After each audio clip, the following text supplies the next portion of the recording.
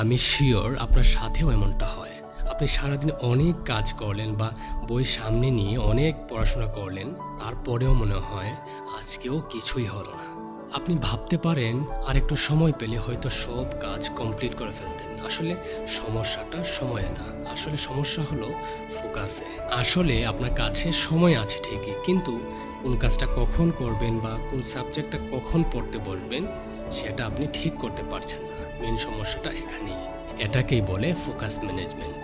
এখন থেকে আপনার সব থেকে গুরুত্বপূর্ণ সাবজেক্টগুলো বা সব থেকে গুরুত্বপূর্ণ কাজটা সকালের জন্য ঠিক করবেন, আর দিনের বাকি সময়ে বাকি কাজগুলো স্টেপ বাই স্টেপ শেষ করবেন। সকালবেলায় ব্রেইন একদম ফ্রেশ থাকে, তাই সেই সময়টা নষ্ট হলে সারাদিন এমনিই নষ্ট হয়ে যায়। যদিও সময় বাড়ানো যায় না, কিন্তু ফোকাস ঠিক করা যায়। তাই আজ থেকে এই সিস্টেমটা ফলো করেন। আর হ্যাঁ, আপনি যদি একজন স্টুডেন্ট হয়ে থাকেন, পেজটি ফলো করে দিন।